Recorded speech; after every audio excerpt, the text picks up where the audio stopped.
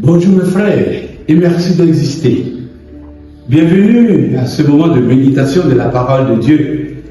Il y a un peu de temps, on ne s'est plus sur les réseaux sociaux parce que j'ai été absent. Le Seigneur m'a béni avec 21 jours de séjour au Saint-Sépulcre à Jérusalem et je bénis le Seigneur pour ses grâces qui ne cessent d'élargir à nous qui le suivons, à nous qui nous adressons à lui et à tout homme qui cherche à se mettre à son service, au service des autres.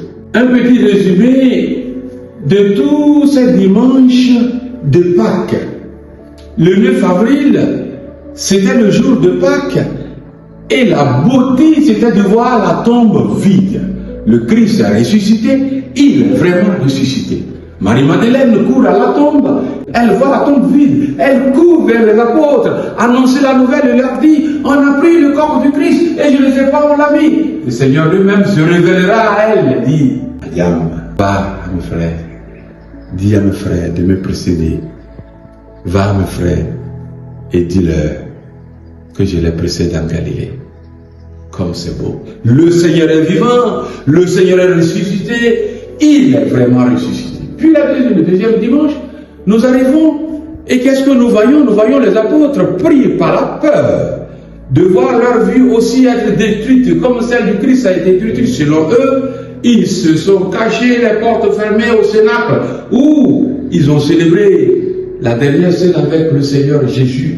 Jésus de la porte fermée arrive au milieu d'eux et leur dit paix à vous, paix à vous, shalom, plénitude à vous, bonheur à vous, soyez tranquilles, c'est moi, regardez les signes de mes plaies, regardez mes mains. Et Thomas n'était pas là.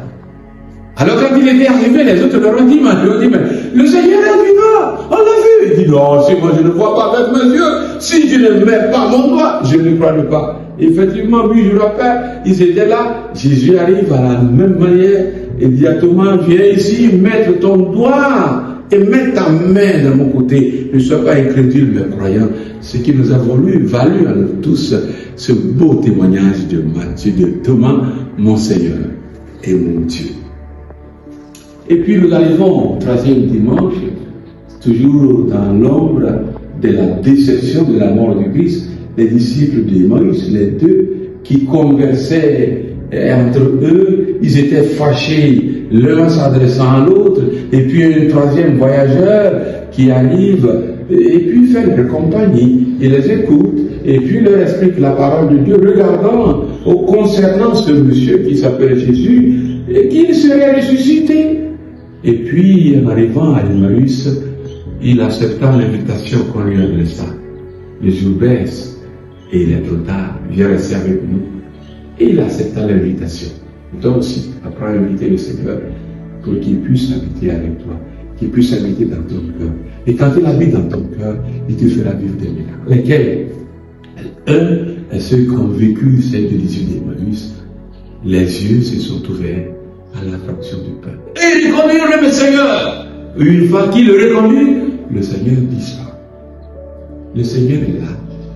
À chaque fois que nous avons l'amabilité de la fraction du pain, quand nous partageons notre pain. Et puis nous arrivons à la quatrième dimanche, traditionnel dimanche de Jésus, bon pasteur. Le Seigneur est mon berger. Je ne manque de rien. Oui, le Seigneur est notre pasteur. Jésus, le beau pasteur. Le beau pasteur, le pasteur beau, le pasteur joli, le pasteur qui dépense toute sa vie pour ses brebis, pour qu'ils aient la joie de vivre en paix. Mais l'évangile, c'est chapitre 10 de l'année A, présente Jésus, pasteur beau, mais comme la porte. Je suis la porte des brebis. C'est par moi qu'ils doivent passer pour être sûrs d'être dans la certitude. Et puis nous arrivons au 5e dimanche de Pâques, où nous avons médité les 11 premiers versets du chapitre 14. Continuez à avoir foi en Dieu, continuez à avoir foi aussi en moi. N'ayez pas peur que vos cœurs ne se troublent pas. Qu'est-ce qui trouble ton cœur maintenant, toi qui m'écoutes? Le Seigneur te dit, n'aie pas peur, n'ayez pas peur, parce que la peur contient en soi une puissance négative, destructive. La peur nous arrache nos certitudes, la peur nous arrache vraiment notre joie de vivre. La peur nous terrorise, la peur nous fait perdre le pied. Jésus me dit à moi et à toi, n'aie pas peur, n'aie pas peur. Et nous trouvons cette phrase dans la Bible au moins 365 fois, comme pour dire chaque jour, le Seigneur te dit, n'aie pas peur, parce que je suis là avec toi. Et il dira ensuite, je vais vers le Père, je vais vous préparer une place. Et quand vous savez vous aussi là où je vais, et Philippe me dirait, mais Seigneur, nous ne savons pas où tu vas, comment nous allons connaître la voie? Jésus dira, je suis le chemin, la vérité et la vie. Est-ce que Jésus est ton chemin? Est-ce que Jésus est ta vie? Est-ce que le chemin, Jésus est ta vérité? Jésus n'a pas dit, je suis un chemin, je suis le chemin. Je suis la vérité, l'unique qui existe, l'unique qui vaille la peine d'être suivi. Je suis la vie Zoé, la vie éternelle, la vie puissance, la vie qui engendre, la vie qui fait disparaître toute forme de peur, toute forme de mort. Je suis la vie. Waouh! Et puis, au 6e dimanche, c'était la suite vraiment de ce message tellement beau, tellement puissant. Et qu'est-ce qu'il lui disait lui? Je ne vous laisse pas orphelin. Je m'en vais vers le Père et je reviendrai vers vous en vous envoyant un autre paraclet, un autre avocat défenseur. Paraclet, paracaléo, c'est-à-dire celui qui s'approche de vous, celui qui est là à côté de vous, pour vous renouveler les belles choses, les belles paroles, la belle vie que j'ai semée à vous. Je vous enverrai le Saint-Esprit, soyez tranquille, vous ne serez pas orphelins. Et puis nous avons eu la beauté d'être passés par le jeudi de l'Ascension, moment où nous avons eu cette joie de célébrer la montée de notre nature humaine dans la nature du Christ à la droite de Dieu le Père. Et puis nous sommes arrivés au 7e dimanche. On a célébré le 7e dimanche où Jésus, dans le chapitre 17, au terme de sa dernière scène, au terme de son testament, voilà, il prie le Père pour qu'il maintienne ses disciples dans l'unité. Ut unum sit. Toi qui m'écoutes, es-tu uni à Dieu? Es-tu uni à toi-même? Ta bouche est-elle unie à ton cœur? Tes pensées sont-elles unies à ta conscience? Ta vie est-elle vraiment unie? Est-elle vraiment greffée sur la personne de Jésus? Ut unum sit.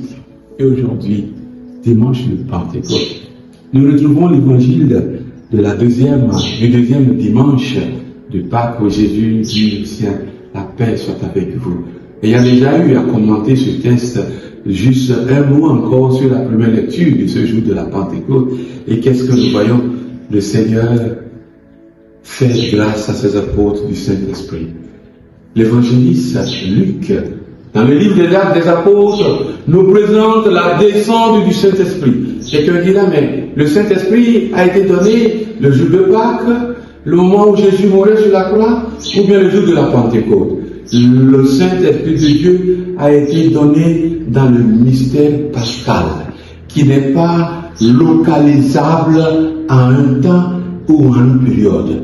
Dans le mystère de Pâques, le Seigneur a confié, a donné son Esprit Saint. Viens, Esprit Saint, viens dans nos cœurs, renouvelle la face de la terre, remplis-nous avec tes dons, qui sont l'amour, la joie, la paix, la bonté, la douceur, la bienveillance, la simplicité, la maîtrise de soi.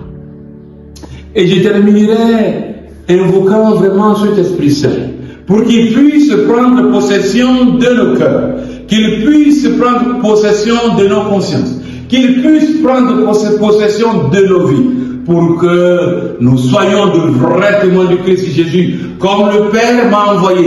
Moi aussi je vous envoie. Recevez le Saint-Esprit. Ceux à qui pardonnerez, vous pardonnerez, les péchés seront pardonnés. Le Seigneur nous envoie pour pardonner. Le pardon, le plus grand don, la plus grande bénédiction, la plus grande chose qu'on a donnée à l'autre pour vivre en paix soi-même. Le pardon est vraiment cette puissance qui nous permet de nous réconcilier avec nous-mêmes. Le pardon reçu comme le pardon donné nous permet de vivre en paix. Seigneur, aide-nous à pardonner. Mets en nous la richesse de ton Esprit Saint pour que nous puissions être de vrais témoins de ton amour. Et vu que nous avons toujours des difficultés, maintenant nous invoquons ton Esprit Saint, qu'il vienne à notre aide, qu'il vienne à notre secours. Ô Esprit Saint, divin Esprit de lumière et d'amour, je vous consacre mon intelligence, mon cœur, ma volonté et mon être tout entier pour le temps et pour l'éternité. Que mon intelligence soit toujours douce à vos célestes inspirations et aux enseignements de la Sainte Église catholique dont vous êtes l'Église et Dieu de faille. Que mon cœur soit toujours enflammé de l'amour de Dieu du prochain.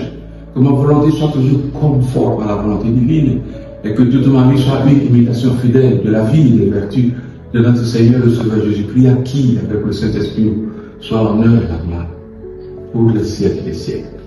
Bonne fête de Pentecôte, que le Saint-Esprit prenne possession de nos cœurs pour que nous allions sur les chemins de la vie comme des témoins crédibles, des témoins de l'amour, des témoins de la joie, des témoins de la paix de Christ de Jésus. Bonne fête de Pentecôte à tous.